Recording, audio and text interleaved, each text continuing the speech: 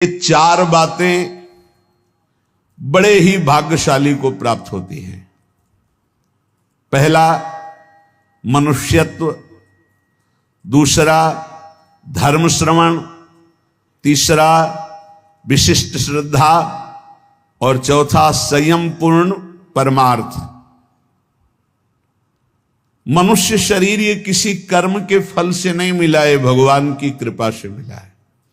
कबहू करी करुणा नर देही, देत ईश बिनु हेतु सनेही।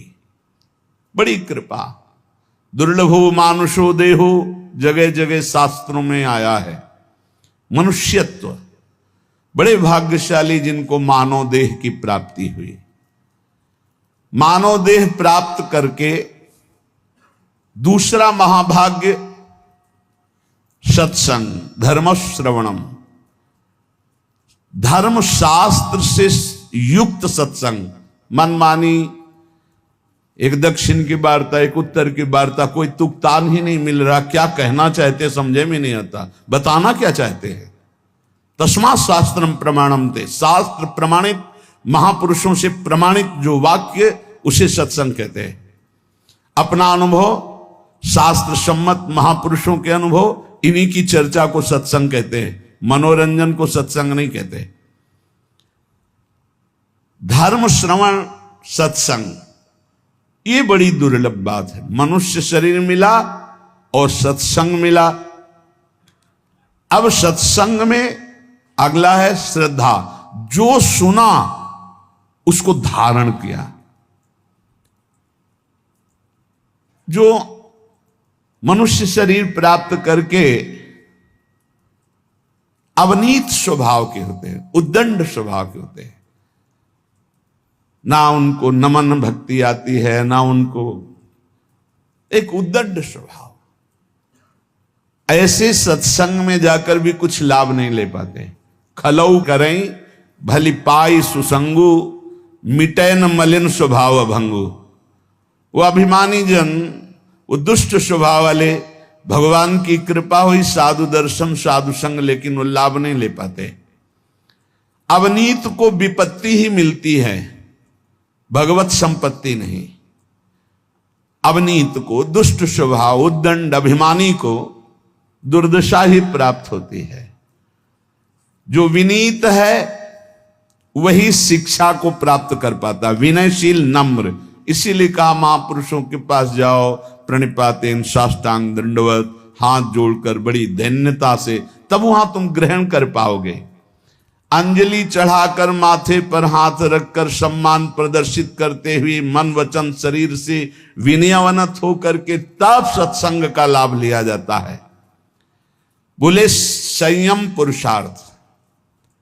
अब जो सत्संग में सुना पूर्ण विश्वास के साथ, वैसे ही संयम और खूब परमार्थ का पुरुषार्थ जान लगा करके, एक बार जैसे कहा दांती पीसते हुए कमर कस के हमको चढ़ जाना इस चढ़ाई पर।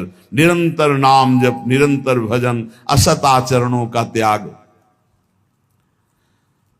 जो मानव शरीर प्राप्त करके सत्संग मिला पर उस पर श्रद्धा नहीं है, तो 20 साल सत्संग सुनने पर परिवर्तन नहीं होगा। और अगर श्रद्धा है तो उसका परिणाम है कि वो तत्पर हो जाएगा, वैसे ही आचरण करने लगेगा, सत्संग में जैसा कहा गया है। तो मानव शरीर, सत्संग और सत्संग पे श्रद्धा, और श्रद्धा का स्वरूप है यथार्थ जो बोला जा रहा है उसे अपने जीवन में उतार लेना। और दिव्य पुरुषार्थ, खूब मेहनत करके साधन भजन करना। ये चार बातें बड़े सौभाग्यशाली में होते हैं। जो तपस्वी मनुष्य शरीर पाकर सत्संग सुनकर श्रद्धानुसार पुरुषार्थ करता है, वो अपनी अंतरात्मा में ही भगवत साक्षात्कार कर लेता है, हृदय में ही। जो प्रमादी पुरुष होता है वो धन का केवल चिंतन करता है कि चलो सत्संग में चलते, कोई उपाय मिले जिससे धन मिल जाए। सत्संग करते हैं धन के लिए, सत्संग सुनते हैं धन के लिए। वो प्रमादी पुरुष होता है, प्रमत्त पुरुष होता है। जो अप्रमत्त है वो भगवान की प्राप्ति के कहां जाऊं, कैसे कोई मुझे बता दे, कैसे भगवत प्राप्ति होगी, कैसे मैं काम आदि दोषों पर विजय प्राप्त करके स्वरूप बोध प्राप्त करूं। संसारी मनुष्य अपने प्रिय परिवार के कुटुंबियों के लिए बुरा से बुरा पाप कर्म करता है, और जब मरता है तो अकेले उसको फल भोगना पड़ता है। अकेला दुख, अकेला यहां से जाता है, अकेला दुख भोगता है। कोई भी घर परिवार का नरक में बंटवारा नहीं करता जाके। इसलिए कुटुंब के मोह में फंसकर पाप कर्म ना किया जाए। जो संयम नियम पूर्वक जीवन व्यतीत करता है वही इन भोगों से बच पाता है। नहीं तो एक काम भोग इतना लुभावना है कि बड़े बड़े संयमी पुरुषों का मन आकृष्ट हो जाता है और भ्रष्ट हो जाते हैं।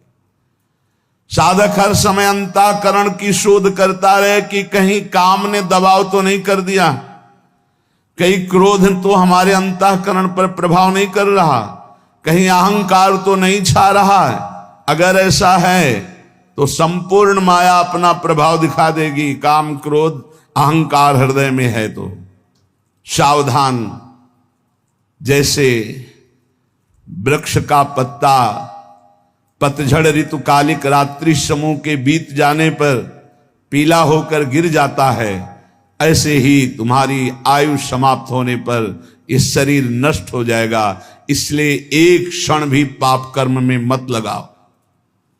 जैसे ओस की बूंद ऐसे पत्ते पर हिलक रही है, बस वो गिरने ही वाली है, ऐसे ही तुम्हारा जीवन नष्ट होने वाला है। इसलिए तुम एक क्षण भी असावधान मत रहो, हर समय नाम जप करो। पता नहीं वो बूंद कब गिर जाए। जैसे पानी का बुलबुला बस फूटने वाला है, जितने सेकंड टिका हुआ है, ऐसे ही तुम्हारा शरीर नष्ट होने वाला है। जितने श्वास टिकी हुई हैं, बस क्या करो। इसलिए तुम एक क्षण भी असावधान न रहो, हर समय राधा राधा कहो। अनेक प्रकार के विघ्नों से युक्त अत्यंत अल्प आयु है। इस अल्प आयु वाले मानव देह को प्राप्त करके बहुत शीघ्र भगवत प्राप्ति कर लो। एक क्षण भी प्रमाद न करो। जैसे कमल शरत काल के निर्मल जल को भी नहीं छूता, अलिप्त रहता है, उसी प्रकार तू संसार की समस्त भोगासक्तियों से अलिप्त रह। कोई भी स्नेह बंधन तुझे विवश न कर पावे। क्षण भर भी प्रमाद मत कर, निरंतर भजन कर। जीव मोहवशाद इस माया जनित दुख को सुख मानकर भोगने के लिए प्रयासरत है, और परम सुख मोक्ष या भगवत प्राप्ति की चाह ही नहीं कर रहा। ये दुखालयम में, दुख में वो सुख खोज रहा है। इंद्रियों को इनके विषयों में जाने की ढील मत दो। पांचों में से 5 ना संभाल पाओ तो 2 संभाल लो, एक रसेंद्री और एक जनेंद्री। अगर इन 2 में से दोनों ना संभाल पाओ तो एक संभाल लो, रसेंद्री। जनेंद्री ठीक हो जाएगी। ना तू किसी से द्वेष कर, ना रोष कर, ना किसी से राग कर। इसी जन्म में तू भजन बल से भगवत प्राप्ति कर ले, जन्म मरण चक्र को मिटा दे। देखो, शास्त्र और श्रुतियों का अंत नहीं, कितना पढ़ोगे। इतने परमार्थ के मार्ग हैं, कितना तुम जानकारी करोगे। अतः मेरी सीख मान लो, जरा मरण से मुक्त होने के लिए ज्यादा पढ़ने लिखने की जरूरत नहीं है। राधा राधा राधा राधा नाम रटने की जरूरत है। इतने शास्त्र हैं, कहां तक पढ़ोगे। इतने सिद्धांत है, कहां तक जानोगे। सबकी बात जान लो। नाम जप करने वाले के हृदय में शुद्ध ज्ञान, शुद्ध प्रेम प्रकाशित हो जाता है। यदि तुम्हें यमदूतों से बचना है तो ऐसा दुर्वचन मत बोलो कि किसी का हृदय घायल हो जाए। ऐसे हैं बोलने वाले कि बिना बाण के हृदय को घायल कर दे। किसी की जीविका को मत छीनो कि एकांत में बैठ के रो दे। देख लो, अगर यमदूतों से बचना है किसी को ऐसा मत बोलो कि एकांत में बैठकर तुम्हारे वचनों को याद करके दुखी हो जाए। किसी की जीविका को मत छीनो, उसे गरीब मत जानो, उसे अनाथ मत जानो। दीनानाथ प्रभु हैं। दुखिया को न सताइए, और दुखिया देगा रोए, उसका कोई बल नहीं। और जब दुखिया के मुखिया सुने तब तेरी गति का होए। ये होश में रहे। कह रहे किसी असहाय का धन मत छीन लेना, उसकी जीविका मत छीन लेना। वो असमर्थ है, वो जितने आंसू गिराएगा तुम फिर उसका हिसाब नहीं दे सकते हो। इसलिए धर्म से रहो। धर्म का स्वरूप है शास्त्र के अनुसार जीवन, दूसरों को सुख पहुंचाना। अधिक क्या कहूं, जो अपने से प्रतिकूलता का व्यवहार करे उसके साथ कभी प्रतिकूल व्यवहार मत करो। जो अपनी शारीरिक चेष्टाएं हैं उज्जवल हो, न्याय युक्त हो, धर्म युक्त हो, कभी यमराज के दूत तुम्हें छुएंगे भी नहीं। अरे साधक, ये रसेंद्री को सुधार लो। अलग अलग महापुरुष कहे ये स्वादिष्ट भोजन नहीं, ये पूरा जीवन बर्बाद करने वाली वस्तु है। खाते खाते मर गए, कभी तृप्ति नहीं, कभी तृप्ति नहीं। है दुष्ट, गजब हो गया। भोगते भोगते मर गए, कभी इतना ही कहती कि बस आज क्या, ये हाथ ऐसा ऐसा ऐसा बना ले, ये वो, खाते खाते पूरा जीवन व्यतीत हो गया। हाँ खाओ, पचाओ, बस सोचो जरा, कभी उबो यार, खाते खाते उबो, कभी भोगते भोगते उबो। बहुत बहुत विचित्र है, बहुत विचित्र है। रसेंद्री इसीलिए बार बार महापुरुष कहे स्वादिष्ट भोजन से बचो, ये जीवन का नाश करने वाला है। ये कोई सौभाग्य नहीं कि हमें मनमानी बहुत सुंदर भोजन मिल रहा है।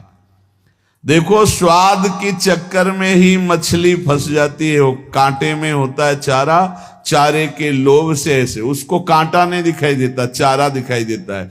ऐसे ही साधक स्वादिष्ट भोजन के अंदर एक कांटा है, आसक्ति भोगों की, जो जनेंद्री को प्रबल करके वासना में लगा देगी। और सुनो, किसी के रूप में मत फंस जाना। पांच भौतिक ये रूप अगर नेत्रों को प्रिय लगने लगे तो प्रियालाल के रूप देखने का अधिकार खो दोगे। अरे जीव, तू एकमात्र भगवत प्राप्ति के लिए मानव देह में आए। इसलिए रसेंद्री, जनेंद्री, घ्राणेंद्री, श्रवणेंद्री, त्वगेंद्री सबको संभालो और प्रभु के चरणों में लग जाओ। एक आदमी जानता है सब कुछ पर करता नहीं है, तो क्या फायदा जानकारी का, शास्त्रों के स्वाध्याय का, संत समागम का क्या लाभ मिला? तुम्हें बहुत जानकारी है पर तुम अपने आचरणों पे नहीं उतारते हो। एक आदमी है जानता नहीं पर जितना जाना चल दिया वो पहुंच जाएगा। इसलिए ज्यादा शास्त्रों की जानकारी के चक्कर में मत पड़ो। जितना जानते हो उतना आचरण में उतार लो। वही मोक्ष पाता है जो जितना जानता है उतना आचरण में उतार लेता है। जो सच्चा साधक होता है वो अंदर में अपने जितनी जानकारी है उसके अनुसार चलता है। वो कभी विपत्ति से विचलित नहीं होता। जीवन का सार यही है उपासक, भयानक से भयानक परिस्थिति आने पर भी प्रभु का चिंतन न छूटने पावे, धैर्य न छूटने पावे, किसी और का सहारा न ले लेना। ये सब महापुरुषों की बातें हैं, पकड़ लो। बहुत आनंद प्रदान करने वाली बातें हैं। बहुत सावधान। अय उपासक, जीवन का सार यह है कि भयानक से भयानक विपत्ति आवे, तुम्हें अपने धर्म से न डिगा पावे। दुनिया में रहते हुए दुनिया का कोई भी व्यक्ति और भोग तुम्हें आकर्षित न कर पावे। देखो भाई, देख लो, दुनिया में रहते हुए दुनिया का कोई व्यक्ति का भरोसा न हो और कोई भोग आकर्षण न कर पावे। हमारी चाहे अंग अंग काट दिया जाए पर हम अपने धर्म को नहीं छोड़ सकते। ऐसे निष्ठावान हम अपने धर्म, देखो यहां काटने मारने की तो कोई बात है नहीं, थोड़ा प्रलोभन आया और भ्रष्ट हो जाते हैं। अरे कह रहे हैं, यहां लिखा है, अय उपासक, भयानक से भयानक विपत्ति की परिस्थिति में भी अपनी निष्ठा से चलायमान नहीं होना है। चाहे काट दिया जाए तो भी हम अपनी निष्ठा से चलायमान नहीं, तभी भगवत मार्ग पुष्ट होता है। पाप कर्म में कभी रति मत करना। ध्यान से सुनो, जो प्रश्न करते हैं कि पापी लोग बड़े सुखी दिखाई देते हैं, ये ताजे दूध की भांति पाप कर्म होता है। जैसे ताजा दूध न फटता है तुरंत और न विकार को प्राप्त होता है, पर आगे चल करके वो दुर्गंध युक्त हो जाएगा। ऐसे अभी अभी पाप हुआ है तो पूर्व के पुण्य काम कर रहे, सब काम बनता चला जाए, लेकिन वो पाप कर्म ढकी हुई आग के समान है। जिस दिन वो अपना रूप धारण करेगा भस्म कर देगा, तुम्हें नष्ट कर देगा। इसलिए जब तक तुम्हारा पाप भजन के बल से नष्ट नहीं हो जाता, तुम्हारा पीछा करता, विश्व में कहीं भाग के चले जाओ, वहीं तुम्हें दंड दे देगा तुम्हारा पाप कर्म। मत एकत्रित करो पाप कर्म, डरो पाप कर्म करने से। वो सुरक्षित तब तक पीछा करेगा जब तक तुम्हारा नाश नहीं कर देगा। दुष्ट स्वभाव के मित्रों का कभी भी संग ना करो, उत्तम स्वभाव वाले ही भगवत मार्ग के पथिकों से मित्रता करो। सब पर भगवत भाव पर दोस्ती नहीं। जैसे ठोस पहाड़ को हवा नहीं उखाड़ सकती, ऐसे ही निष्ठावान को कोई विपत्ति निंदा विचलित नहीं कर सकती। जैसे सारथी घोड़ों की लगाम खींचे हुए सही मार्ग पर चलाता है, ऐसे ही अपनी बुद्धि को पवित्र रखो। इंद्रिय रूपी घोड़ों की लगाम रूपी मन को खींच करके सतमार्ग पर चलाते रहे। बुद्धि शुद्ध कैसे होती? ईश भजन सारथी सुजाना। इष्ट देव का भजन करो तो सारथी सुजान, बुद्धि बहुत ज्ञानमयी हो जाएगी। यदि तुमसे कोई पाप बन जाए तो दोबारा करना मत, तो तत्काल उस पाप का प्रायश्चित करके उसे भस्म कर दो, नहीं वो तुम्हें नष्ट कर देगा। दोबारा करना नहीं। और जो हो गया है उसका महापुरुषों से पूछो क्या प्रायश्चित है, और वो जो बता दे वही कर दो, उससे भस्म हो जाएगा। और यदि पुण्य कर चुके हो, पुण्य किए हो, तो उसे बार बार करो पुण्य कार्य को, और कभी किसी से बताना नहीं, तो तुम्हारा पुण्य तुम्हें लाभ प्रदान करेगा। ध्यान दीजिए, पाप कर्म हो तो दोबारा करना नहीं, महापुरुषों से बताकर उसका प्रायश्चित तत्काल उसको भस्म कराओ, नहीं तो वो ब्याज सहित दंड देगा। और पुण्य किया हो तो किसी से बताना नहीं, और बार बार सुकृत धर्माचरण करो, वो तुम्हें महासुख प्रदान करेंगे।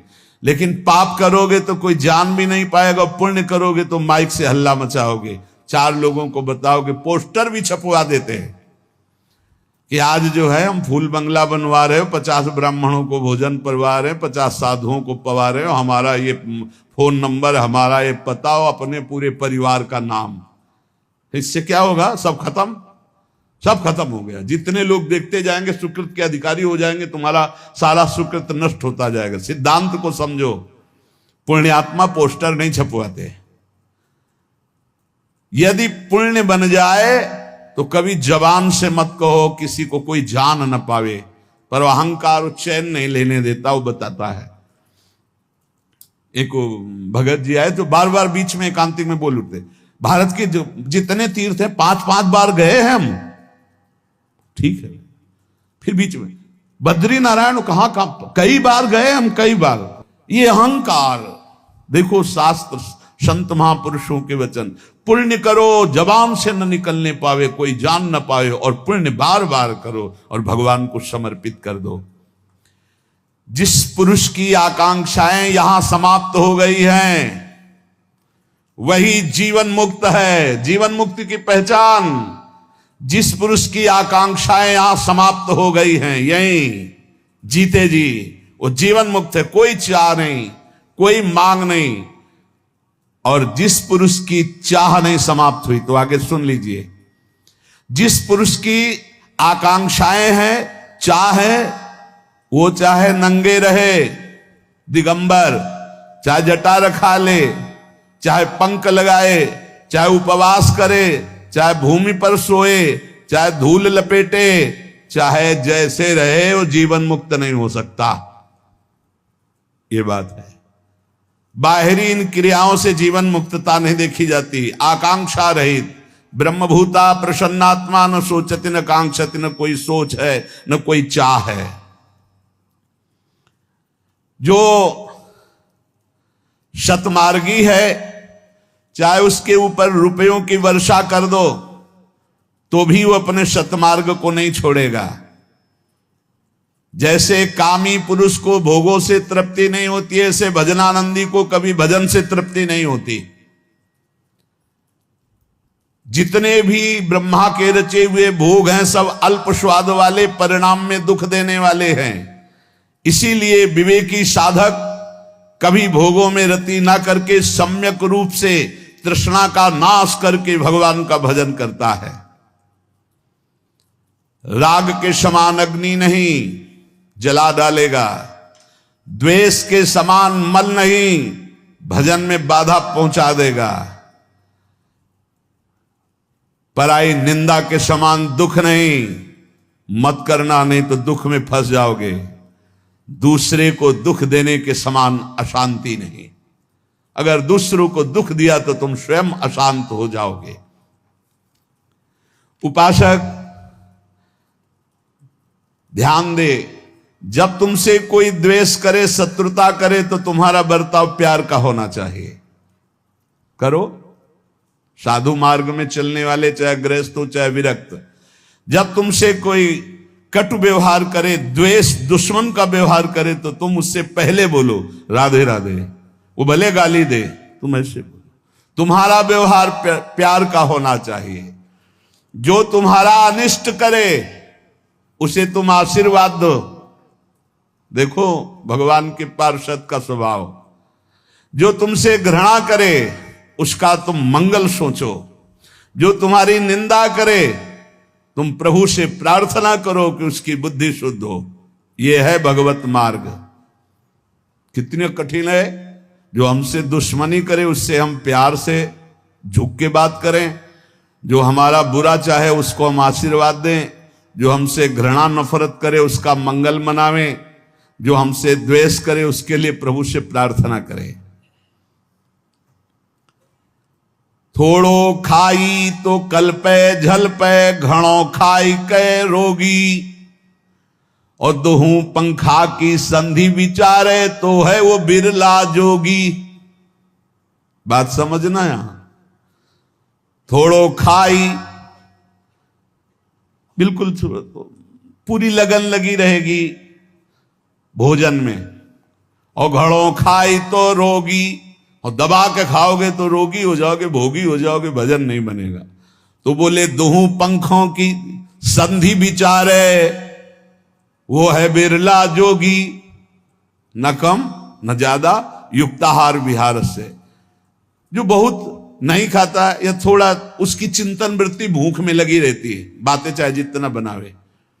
और जो बहुत खाता है उसका चिंतन भोगों में लगा रहता है, बातें चाहे जितना बनावे। और दोनों की जो संधि में रहता है, नाक और नाहा, थोड़ा अल्पाहार, इतना अल्पाहार नहीं, युक्त अल्पाहार। कि अगर 10 रोटी खा सकते हो भरपेट तो 5 रोटी पा जाओ। अगर 5 में भरपेट तो 2.5 पा लो। इतनी संधि में रहे। थोड़ा खाई तो कल्पे झलपे, उसी का चिंतन। और घड़ों खाई तो रोगी। और दोहू पंखों की संधि में, तो वो है बिरला जोगी। जो दोनों संधि में, अर्थात ना भूखा और ना छका। देखो जिनको उपवास का नियम दिया है, जिन्होंने उपवास का नियम लिया है, वो ध्यान दे दें। उनका चिंतन भोजन का नहीं होना चाहिए। अगर भोजन का चिंतन हो रहा है तो फटाफट रोटी दाल बनाओ और भोग लगा के पालो और खूब भजन करो। हमारा उद्देश्य है कि आपके पेट में हल्का आहार जाए और आप रात दिन मंत्र जप करो, इसके लिए उसका चिंतन न बने कि काश दाल रोटी ऐसे। तो पालो पालो और भजन में लगो, श्री जी के चिंतन में लगो। और अगर ऐसे चल रहा है तो बहुत अच्छा है, बहुत अच्छा है। अवधू रहिबा हाटे बाटे रूख बिरक की छाया, तजिबा काम क्रोध और तृष्णा ये संसार की माया। ऐ अवधूत साधु, बाजार में हाट में बाजार में या वृक्ष के एकांत क्षेत्र में, दोनों में तुम्हारी समान बुद्धि होनी चाहिए। बीच बाजार में बैठा तो समाधिस्थ और एकांत में बैठा तो समाधिस्थ, ऐसी स्थिति वाला। संसार की ये माया काम क्रोध लोभ मोह बीच समाज में रहते हुए भी तुझे ग्रसित न कर पाए, चाहे एकांत हो या समाज, दोनों में तेरी स्थिति एक जैसी हो। हबक न बोली वो ठबक न चली वो, धीरे धरिबा पावो गरम न करी वो, सहजे रही वो भड़ंत गोरख राऊं। कह रहे कि मचल के नहीं, गंभीरता पूर्वक पैर, एक साधु एक एक पैर संभाल के रखता है, कोई जीव न मर जाए, उसकी चाल अलग होती, आराम आराम, हबक ऐसे नहीं। और जब बात करना है तो एकदम उतावले होकर के नहीं, बहुत गंभीरता पूर्वक शांत विचार पूर्वक बोलिए, ये योगी के लक्षण है। हबक न बोली वो ठबक न चली वो, धीरे धरिबा पाऊं, आराम आराम से नाम जप करते हुए पैर रखो, बिल्कुल ऐसे उतावले होकर बोलने मत लगो, और ठबक मचलते हुए नहीं चलना चाहिए। नहीं, साधु का चाल होती है ग्रीवा झुकी हुई गंभीर मुद्रा, एक एक कदम आराम से चल। गर्व न करिबो, किसी भी प्रकार का गर्व नहीं होना चाहिए। भेद न कहना, अपने हृदय की बात किसी को न बताए। कह रहे कि अपने हृदय के सहजे रविवा भड़ंत गौरव राम। गोरखनाथ जी कहते हैं, मैं जो आपको आंतरिक वृत्ति बता, अपनी स्थिति कभी किसी से बताए ना।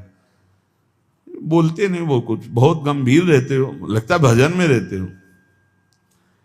पीड़ा है ना तो उसी में चिंतन में रहते हैं, बहुत पीड़ा है उसी में लगे रहते। क्या पीड़ा है, जाओ यार प्रपंच कर चल, आप पूरा तुम्हें इतिहास बतावे, चलो यहाँ से ऐसे। और एक तो साधु की दृष्टि में दम होना चाहिए, जल्दी कोई बातें नहीं करेगा। अपने स्वरूप में हो तो कोई बात नहीं कर सकता। मन में रहनाम भेद न कहनाम, बोलिया अमृत बाणी। गोरखनाथ जी कह रहे, मन में रहना अंतर्वृत्ति, भेद न कहना, क्या साधना कर रहे हो, क्या गुरु ने उपदेश किया, कभी किसी से न बताए, अपने साधन को कभी किसी से न बताए। बोलिवा अमृत वाणी, जब बोले तो अमृत शब्द बोले, नाम लीला गुण ये अमृत शब्द है। अगिला अग्नि होइबा अवधूत तो आपन होइबा पानी। बोले अय अवधूत, जब कोई तेरे को आग बबूला करने के लिए उपाय करे, गाली देना, मारना, निंदा करना, तब तू पानी की तरह बहना, तेरे अंदर क्रोध नहीं आना चाहिए। ऐ अवधूत साधक, तू अपने को कभी किसी के सामने प्रस्तुत मत कर, तेरी साधना क्या है, गुरु ने क्या बताया, तू किस स्थिति का है, ये प्रस्तुत मत कर। बहुत सावधानी पूर्वक बोलो, अमृतमय वचन बोलो। और कह रहे, जब कोई तुझे आग बबूला करना चाहे, निंदा अपमान ऐसे कर, तो तू पानी की तरह बह जा, क्षमा कर दे, बिल्कुल गुस्सा नहीं आनी चाहिए। गोरख कहे सहुड़े अवधू जग में ऐसे रहना, आंखें देखिबा काने सुनिबा मुखते कछु न कहना। नाथ कहे तो आपा रोपो हट करी बात न करना, यह जग है काटे की बाणी देख देख के धरना। गोरखनाथ जी कहते हैं, तू संसार में दृष्टा मात्र है, इसलिए जब गाली दी जा रही, अपमान दिया जा रहा, अंतःकरण में जलन हो रही, तेरे में नहीं, तू दृष्टा मात्र, साक्षी मात्र बना रहना। आंख से सब कुछ देखना, कान से सुनना, परंतु मुख से कुछ मत बोलना, तू दृष्टा बना रहना, तेरे को कोई परेशानी नहीं होगी। तू अपना आपा समझ, तू परमात्मा का स्वरूप है।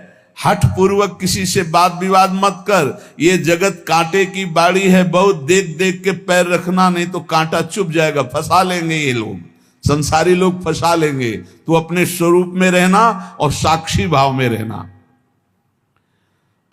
और बहुत बहुत बढ़िया मस्ती की बातें है योग की, जो भगवत मार्ग के पथिक उनको मस्त करने वाली बातें। स्वामी बंडखंड जाऊं तो खुबिया व्यापे, और नगरी जाऊं तो माया, भरी भरी खाऊं तो निंदा व्यापे, क्यों सीझत जल बिंब की काया, खाए भी मरिए अण खाए भी मरिए, गोरख कहे पूता संजम ही तरिए, धाये न खाइवा भूखे न मरिवा, आनिश लेबा ब्रह्म अग्नि का भेवम, हठ ना करिबा पड़ा न रहिबा, यू बाल्या गोरख देवम। बहुत ऊंची बात कह रहे। स्वामी वन में जाऊं तो पैरों में कांटा चुभते हैं और भूख लगती है, और अगर शहर नगर में जाऊं तो माया खींचती है। ऐसा आकर्षण संसार का है, बड़ा विचित्र है।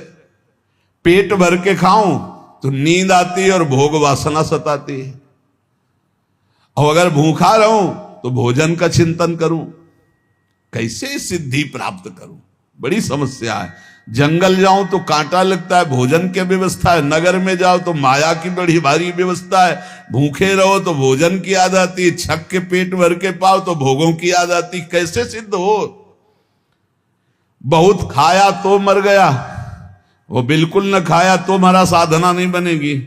गोरखनाथ जी कहते बच्चा बीच में रहना सीख, न नगर में न जंगल में। कहां?